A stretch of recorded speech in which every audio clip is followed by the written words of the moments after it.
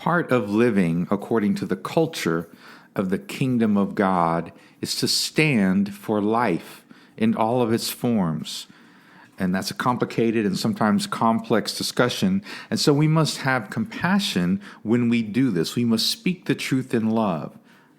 However, we must not take that to mean that we shouldn't stand for life, because it is important to stand against death, against the agendas of death that are in our world in a lot of different ways. And so these are important discussions and important conversations to have. And today I have with me Emily Berning, and she has an organization called Let Them Live. And this is a great conversation about being pro-life and what it means to be pro-life with compassion for everyone involved.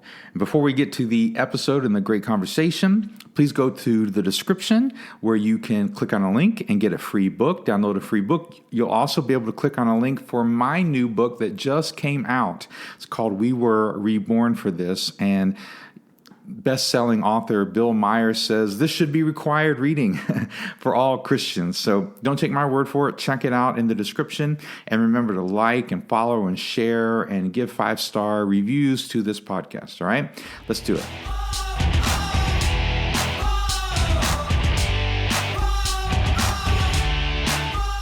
Well, welcome back to Kingdom Over Coffee. And it's been a few episodes before and since I've had a guest on here. I've been doing some sort of teachings on my own, but man, after NRB, I've got a long list of people that I need to get to. And one of the first people that I wanted to talk to is Emily Berning with the group Let Them Live. So, hey, Emily, how are you doing? Hi, I'm good. Thanks for having me on. No problem. As many of you know who listen to the podcast on a regular basis, I really feel passionately about pro-life and that topic. And we've had a couple different guests on here talking about it. And of course, to me, it's a bigger topic than just abortion. Pro-life includes abortion, being anti-abortion, but it's also the full sort of scope of what it means to be pro-life. And so I think we're going to have a great conversation about it today, because from what I've read about Let Them Live and a lot of the conversation that I had at NRB with a couple of your representatives there, I guess they're volunteers or people that work for you, I guess. And Yep. Yeah. And so Emily, just tell people a little bit about Let Them Live. What is Let Them Live? And kind of how did it come about? Yeah. So our mission stems from a statistic that my husband and I discovered from the Guttmacher Institute, that 73% of women have abortions because of financial burden. And that really hit us. So our mission at Let Them Live is to provide the financial support that women need to cancel their abortions and choose life. We really started realizing that, we, as a movement, have been kind of going after the supply of abortion through, legislation and regulating, abortion laws and shutting down abortion clinics. But there's another side to this where there's a demand for abortion. And when we started Let Them Live, we just wanted to dive into, well, why are women having abortions, and come up with a real solution for those problems, and helping women, give them a buffer, because so many women are going into that abortion clinic. They don't know the resources they have. They, are not aware of the resources that are available to them. And they feel like abortion is their only option. And so we exist to raise money and, help them pay their bills and whatever the financial needs are that stand between them and choosing life. Awesome. And how did you get to this point? So first of all, let me just say you have at least a bachelor's degree in biology.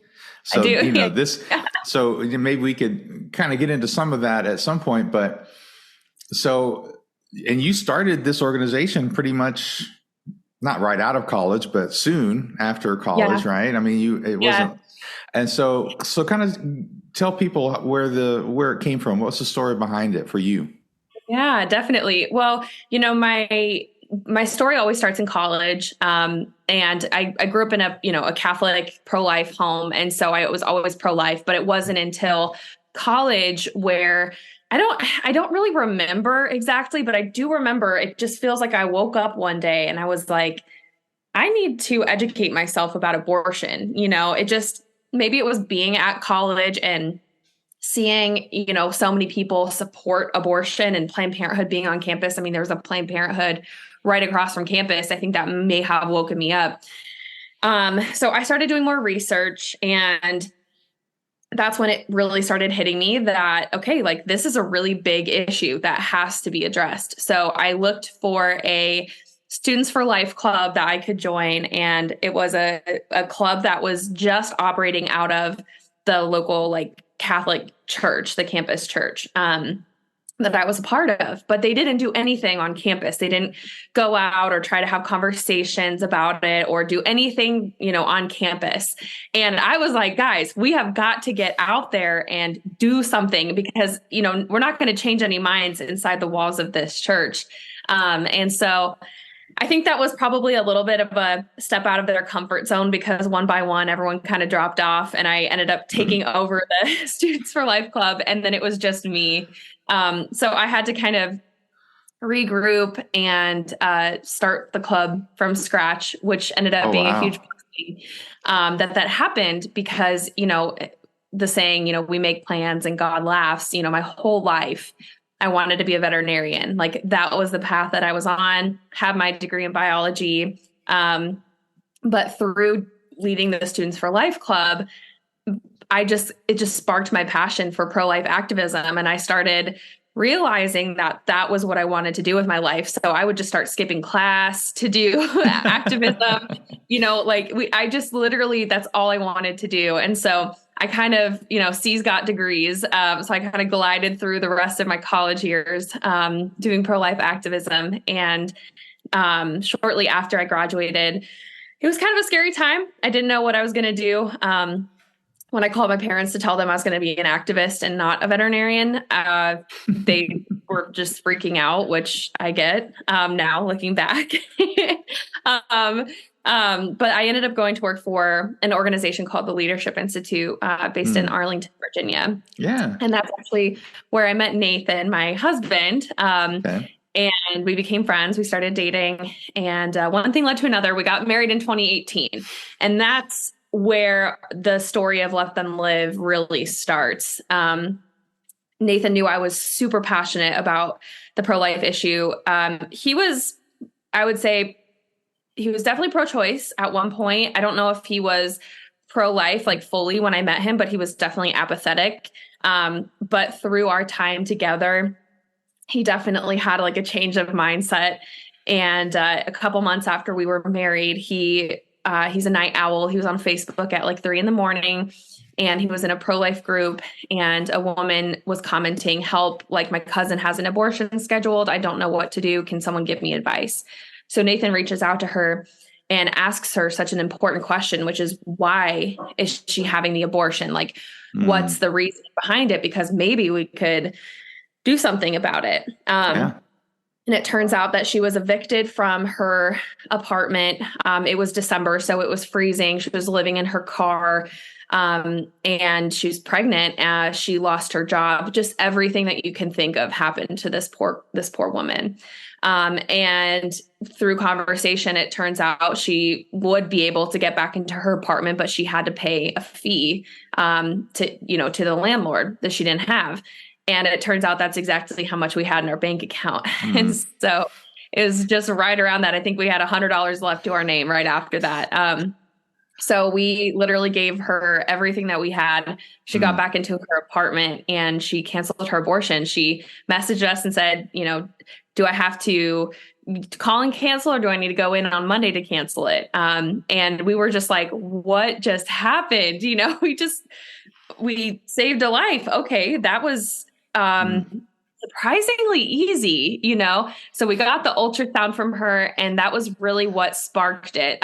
Before this happened, we had started Let Them Live, but we didn't know what our mission would be. And this was like that light bulb moment that went off where we were like, aha, this is it. And that's where we started researching and discovering that statistic that a majority of women are having this problem. And that was important for us to find out because we needed to be able to show people, because we no longer had money. We needed other people to donate. Right. We needed to show people that this was an existing problem, not just in the US, but all over the world. Right.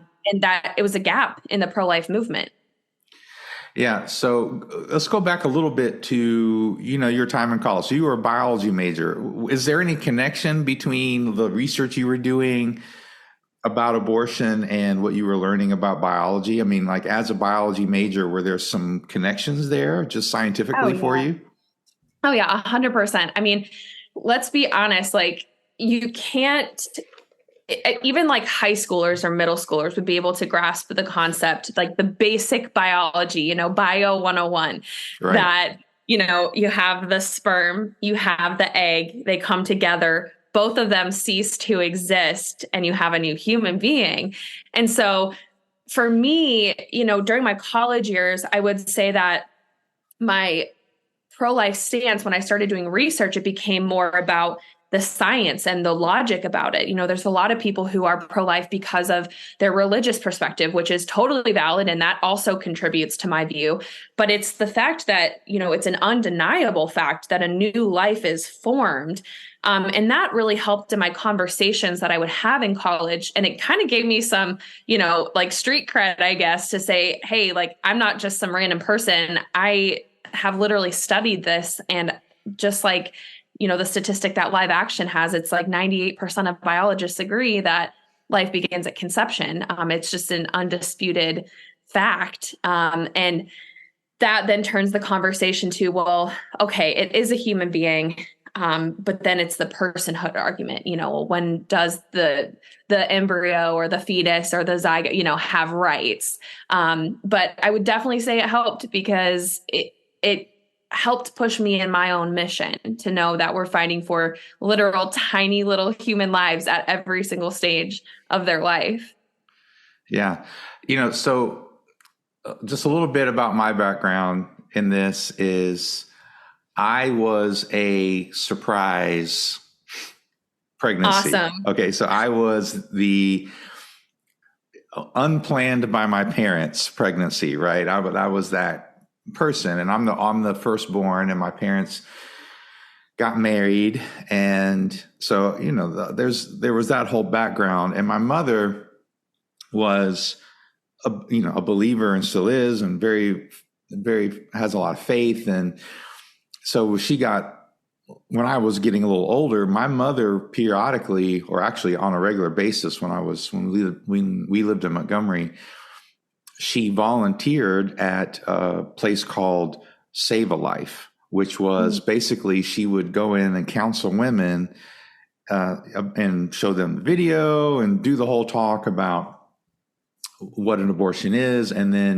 But then Save a Life would also do what you're talking about. They would, they had clothes, they had diapers, they had, they just had a lot of resources and funds that they could, like you're saying, they could give to women to say, you're not alone. We're going to help you, and all that sort of stuff. And so she would come home and not give me a lot of details, but obviously she was very passionate about it. And of course, one time when I was getting a little older, maybe 10 or 11, and she looked at me and she said, if you ever get a girl pregnant and leave her, I will kill you. I mean, she was just so upset because like she would see a lot of women kind of left in a certain situation without resources. And so anyway, all that to say is, so I grew up, really talking a lot about it with my mom, and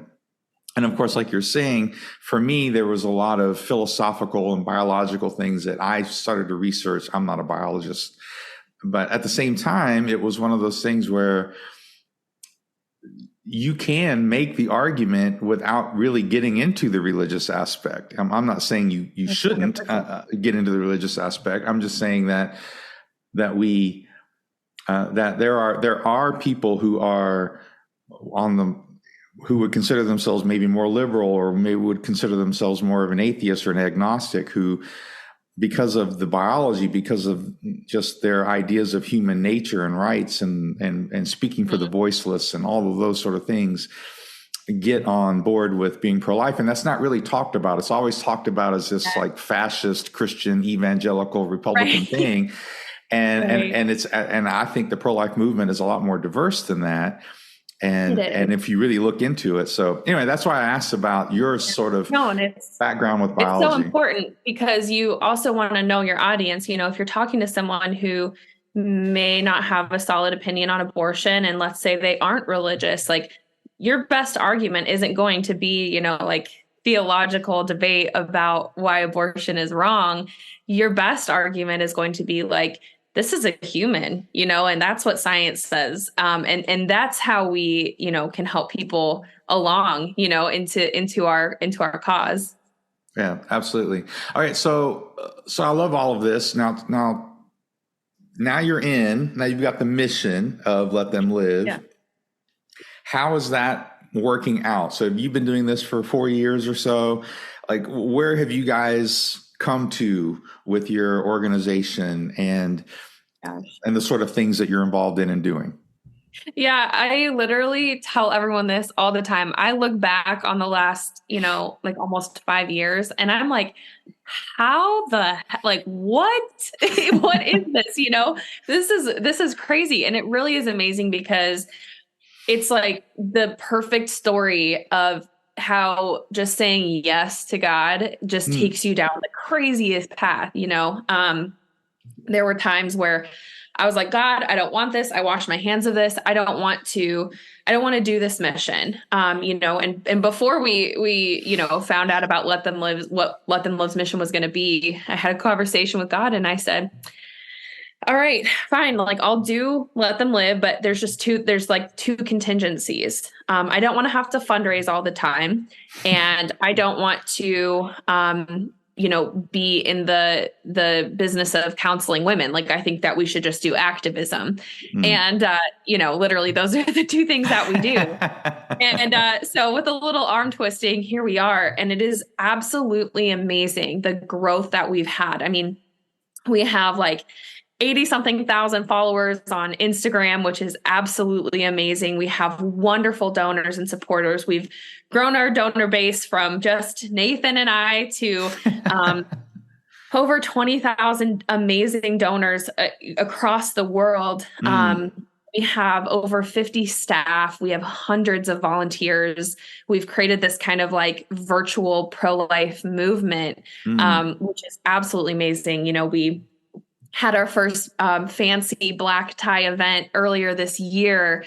We wrote a book just to see the growth. We've helped over 600 women. That was as of March. So now we're in August. So I got to get an updated number, but I'm sure we're up into like the 700s, if not 800 by now. But we've helped hundreds of women in the last few years cancel their abortions and choose life because of our support. We this year started celebrating baby birthdays that are 3 years old, you know, and it's just absolutely amazing. And we've had so many, Nathan and I have had so many experiences that have just changed our lives forever because of Let Them Live. And I just can't imagine my life any other way. Truly. I've found my passion. I found my purpose. I used to be so afraid of death. I would wake up in the middle of the night, just like sweating, just afraid of dying. And I think it was fear of leaving this world and not having done anything to leave it, you know, in a better place. But when we started Let Them Live and we found what our mission was, that fear went away. Like, I don't fear death. I don't fear the end of my life coming because I know that I'm going to leave something great behind. So I know that I found my purpose and mission in life, and that's the best feeling ever. Wow. I love that. And so one of the things I have to say about that is, you know, I've been teaching this more recently, but, you know, we don't know what's best for us. Like, we actually don't know. I know people think like because to your point, you probably weren't 17 years old thinking, one day I'm going to start this activist. You even told God what you weren't going to do. And it's one of those things of, when I was 17 or maybe 18, and I looked at my high school math teacher, and he and I were arguing about something.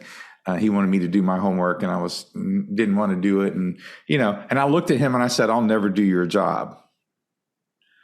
And then one day God called me to be a high school teacher.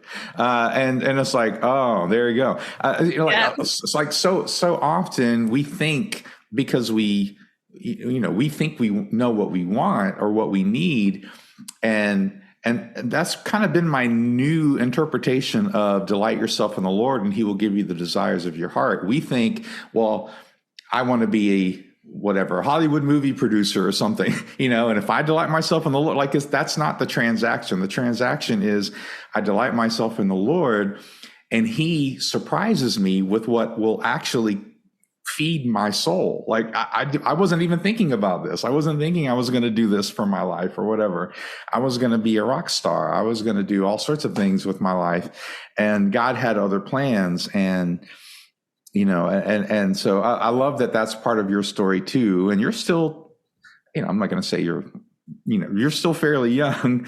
I'm not 30 yet. You're I not always even 30 yet. I'm not going to call you out, but but at the same time, it's something very important for all of us to think about, because we don't know what the future is going to hold, but God loves us so much.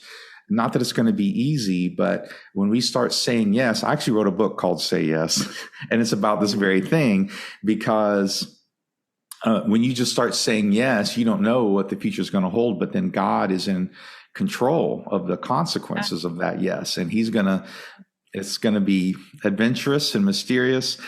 So let's go back a little bit to kind of one of the things that you were talking about, all the stuff that you're doing, and maybe 700 women by now. How do women hear about you? You said it's virtual, some of it's virtual, some of it's online. Do you have an office or something so how do people hear about you? Yeah, we do have an office, but it's more for like Nathan and I work there, and then we have an office manager. So it's more that's where we store all of our stuff for if people order online. So we don't have the typical structure like people are familiar with maybe pregnancy centers, for example. All of our pregnancy counselors live, all across the U.S. and Okay. We just work with women virtually. But we also, as Let Them Live grows and we have more staff and volunteers, we have more people in different places available to moms in person. But what Let Them Live, something that we really try to do is just collaborate. I mean, I personally believe that collaboration and unity is one of the biggest hallmarks of the pro-life movement. That's how we're going to continue to save lives. Because Let Them Live can't provide every single thing that every single woman who is considering abortion needs. So we work with pregnancy centers. We partner with them. They have those in-person, clinics. They have the ultrasound machines. So we didn't want to reinvent the wheel. So we partner with pregnancy centers.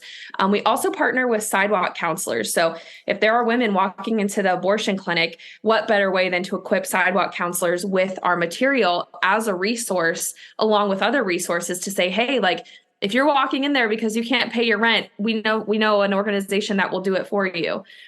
So equipping sidewalk counselors, pregnancy centers to refer women to us.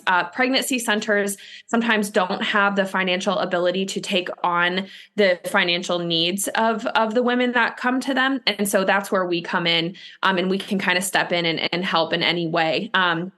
Because we have such a large social media following, we also get a lot of women who reach out to us themselves. So they might say, hey, I saw a post, or a friend of mine shared a post with me. I am pregnant and I have an abortion scheduled for, 4 days from now. Can you please help me?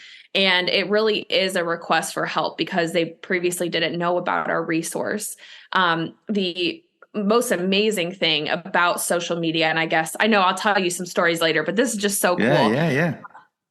So there was a mom, and this was, oh my gosh, this must have been 3 years ago, maybe.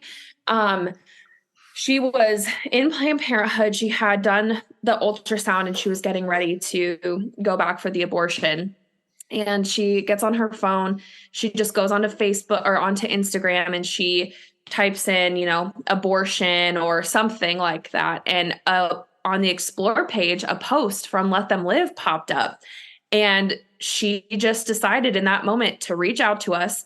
Our social media manager at the time happened to see the message right away pop up on her phone, connect this mom to a pregnancy counselor. And this pregnancy counselor and this mom were talking on the phone in the Planned Parenthood bathroom about how we could help. And then she left and she did not have that abortion. Mm, So literally one of my favorite stories to tell because it shows the power of social media and mm. why it's so important that we have that presence, but literally so incredible. And it also shows that there's hope even up to the very last moment or minute before an abortion happens to help save lives.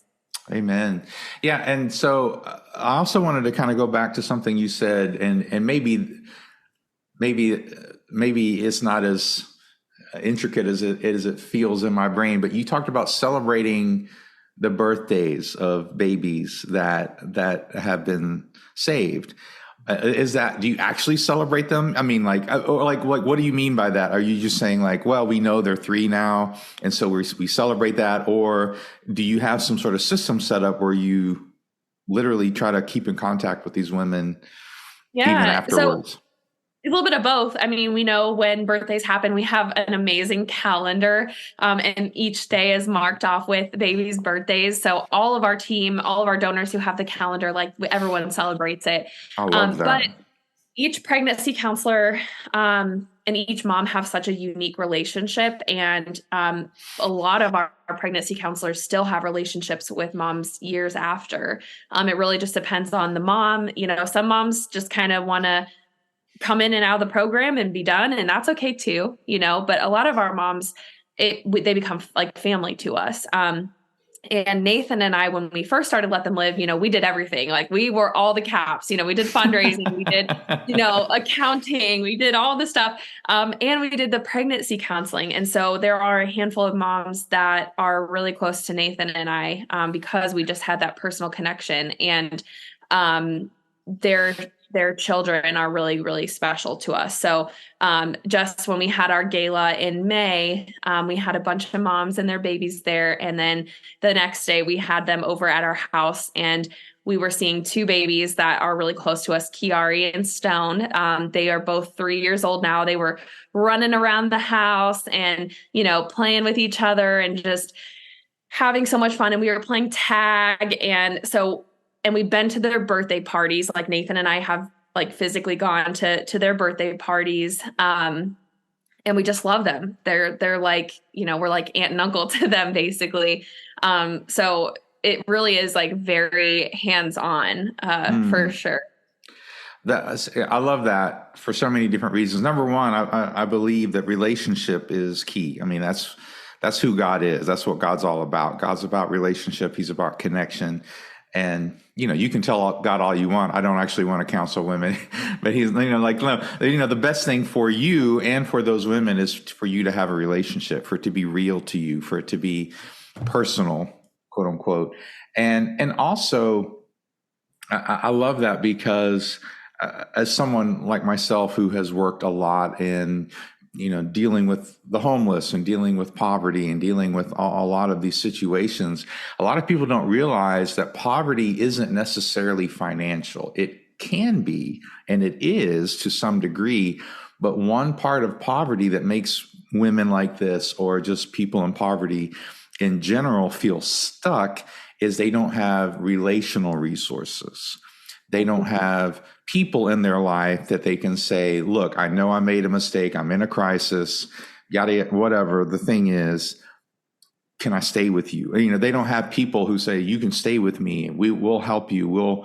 It's not just financial. There's a lot of relational capital that that men and women who become homeless or people who are looking at abortion or whatever, a lot of relational capital that they don't have for whatever reason. And so 100%. I love that, at least to some degree. I love the calendar. I love to some degree that you have at least the option, and you try to keep up with women afterwards, because they're not just a number, right? I mean, these are people. That's the whole point. These are persons. These are people that you're dealing with, the mother and the child.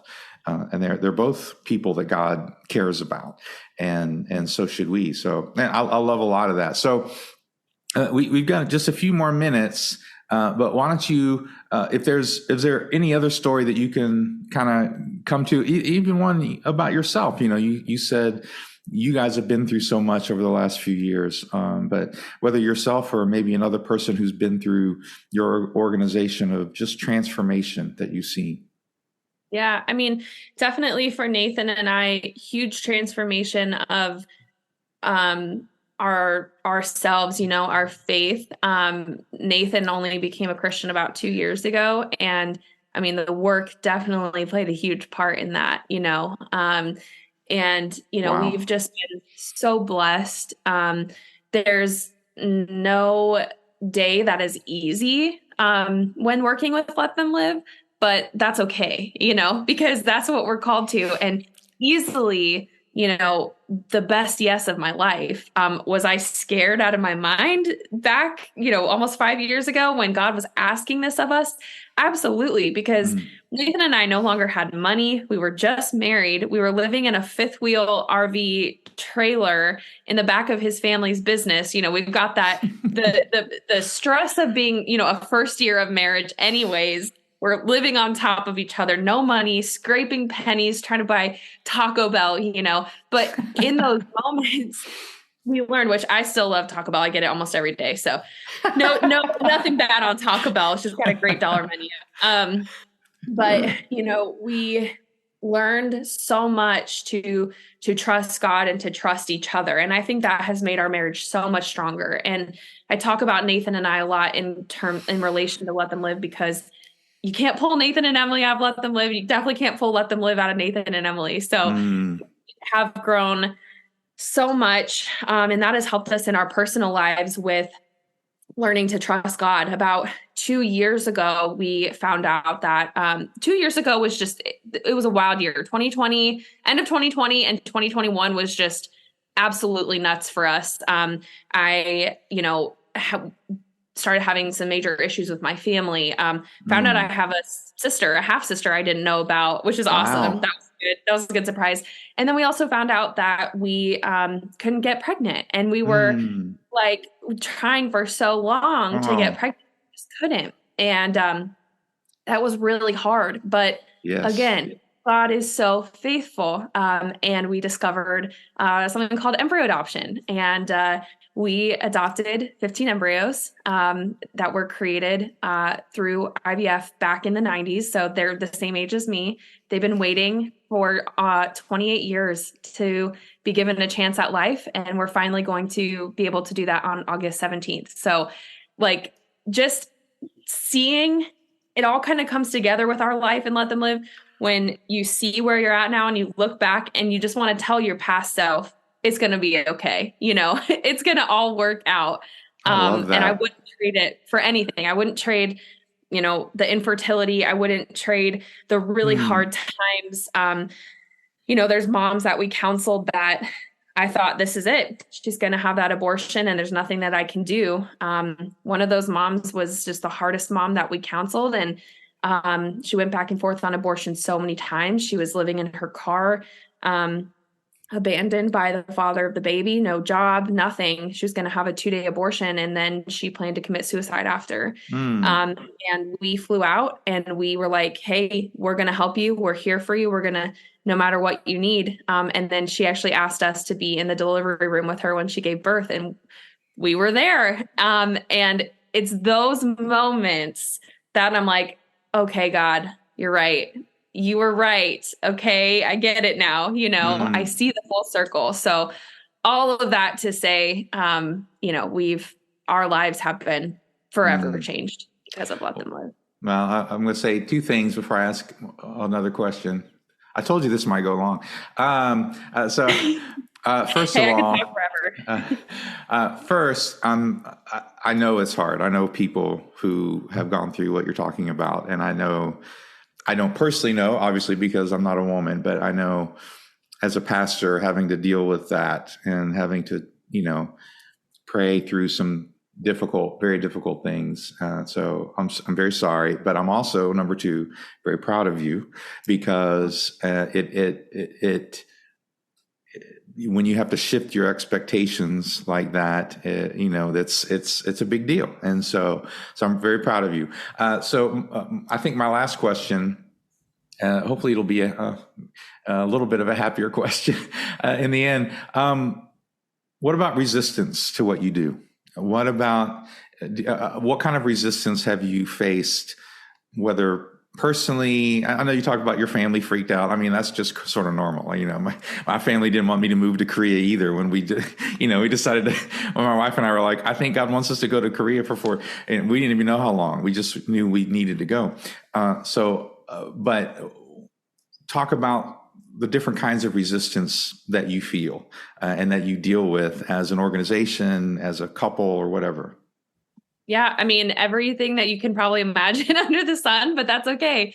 We, as an organization, this just continues to happen. I mean, everybody has their own opinions about what we do, but when we first started Let Them Live, and whenever we have kind of growth spurts, I guess, we get a lot of criticism. When we first started, we had a lot of criticism from, sadly and weirdly, both pro-life and pro-choice people. It was like we were entering this space and we had to prove ourselves. We had to show that women weren't like holding their baby hostage. They really did just need help and support. Oh, I see. We had to prove that we were legitimate. A lot of people just thought we were like a scam, just taking people's money, which if they knew how we were living, that would not have been a concern. But that was always that kind of like barrier to entrance. But once we started showing and like having a track record, a lot of people started kind of getting in our corner and saying, hey, like this is a really good nonprofit and they really are helping a lot of women. The other amazing thing, which we definitely get resistance from pro-choice people. And this isn't a resistance, but I just think this is a cool little nugget. We actually have pro-choice donors too. So on the same page of weird things that have happened, I think that's absolutely amazing because we're helping them to see the value of human life before, a baby's born.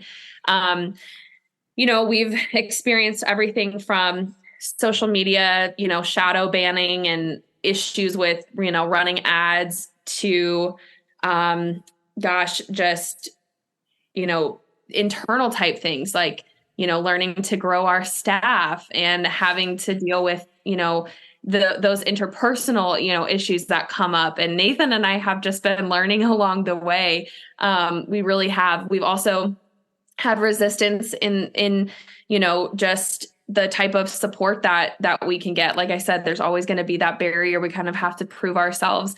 There's always going to be situations with moms that come up that we've never dealt with before, that we have to kind of figure out as we go. And that's always, very interesting. But really this is a spiritual warfare. And I definitely can say that wholeheartedly. We have been up against, attacks, like spiritual attacks. Let Them Live actually just became a Christian organization in the last month. So we actually weren't like a designated Christian organization, but we are now. And literally since that paperwork was filed, oh my gosh, let me tell you, it has just been hit after hit. But that's okay because that means that we're doing something right. And so we are just reminding ourselves that God is in control always. And, we just continue to push on. We continue to find, new ways to get around different barriers and just keep doing the mission. Awesome. Well, thank you for sharing a lot of that. I mean, I know that that helps people to pray. And yeah, I know about that just because even this is a long time ago when I was a kid and my mom would talk about the death threats that Save a Life would get and the bomb threats. And I mean, Oh yeah, that I forgot about those too. We've I mean, definitely but obviously it's a different world than it was in the, I'm going to say the 80s. It's a different world than it was then, in the sense of social media. You can get banned, you can get hacked, there's all sorts of other sort of ways that people can try to deal with you and resist. But I think that that's wise to realize that we have resistance, and the resistance isn't necessarily people, that there's a spiritual resistance that wants there to be and I'm going to say this word, this phrase, it's going to sound really harsh, but there's a biblical reason I'm saying it, but a culture of death. I mean, there's an enemy that wants a culture of death, and you can take that as you will, but we have to realize that when we're about life, that in all its forms, it's like I said before, and that's one of the things I love about what you guys are doing, is you're saying, hey, we are about the whole child, we're about the whole woman. It's not, we're about their life even after they're born. Like we're about everything, and we want to support everything. So I just really appreciate that. Now, so tell me a little bit about the book. When is it out? When is it coming out? And what's the book about?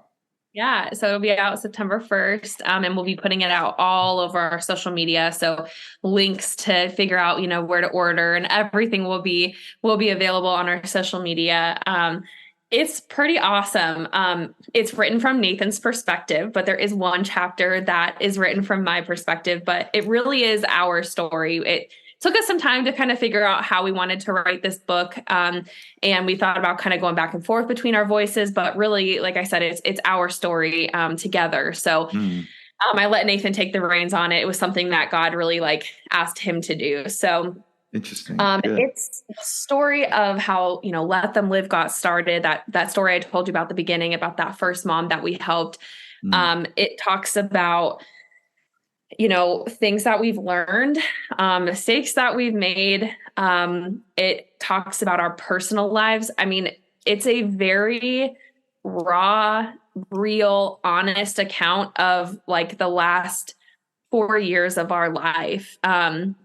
And how Let Them Live has grown, and how we've grown along with Let Them Live. So it's just kind of a combination. Like I said before, you really can't separate Let Them Live, Nathan and Emily. So it's kind of all in there. And we wanted it to just be as honest as possible. So we just pretty much put our life out there in a book, and talk about successes that we've had, and hopefully help people who are on the verge of starting their own organization or wanting to start something, to just kind of give them that extra push to really go for it, because that's our story. Is we just kind of took that leap of faith, and just trust fall, that's that's what it was.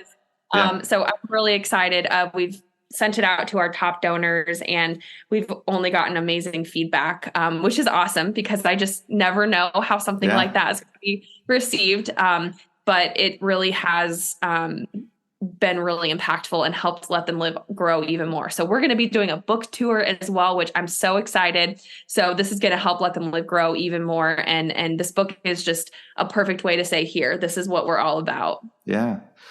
That's great. I don't know if it's a cliche or not, but if what you're about to do doesn't scare you a little bit, you're probably not doing it right. It's sort of the way life is. I mean, if you don't, or maybe you're just not humble enough. Whenever you're about to go and do something, it's good to be humble enough to realize, I don't know everything. I'm just doing my best. And so I love all of that. So let people know, where can they find you on social media, on what's your website, all of that stuff?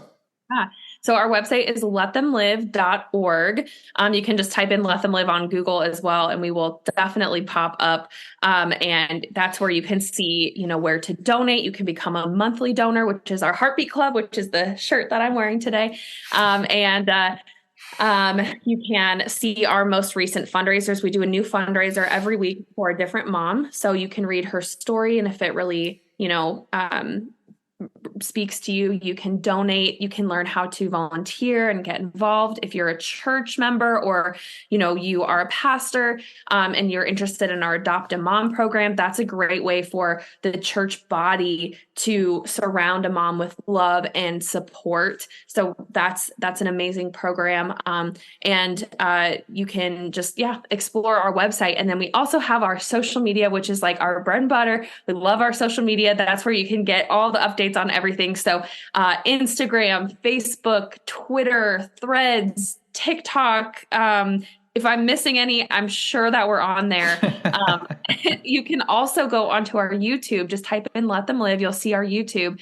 And that's a great place. We have 3 really amazing testimonies of women that have gone through our Let Them Live program. And it's just absolutely amazing. There's also a video that Nathan and I did about how we got started and a little bit about our lives.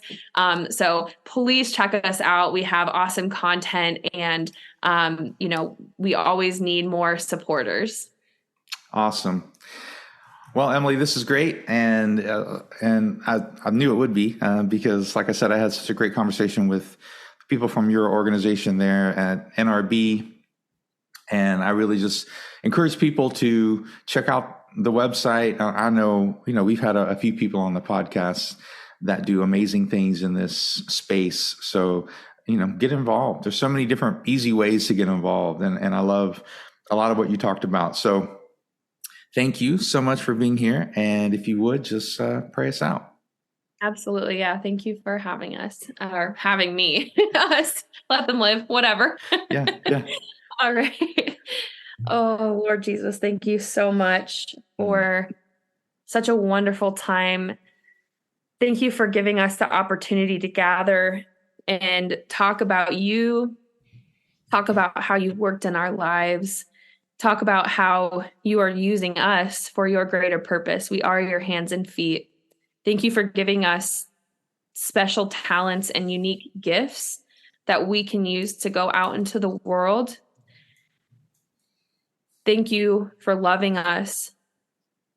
Thank you for all of the grace that you give us. We ask that as we go and as we move forward, that we continue to serve you day after day, giving all glory to you. We pray for all women and all men who are facing a situation where they're pregnant and their wives are pregnant and they don't know what to do and they're scared. We pray for all children that are in the womb right now, that they be protected. Thank you, Lord, for everything that you do for us. All glory to you. Amen. Amen.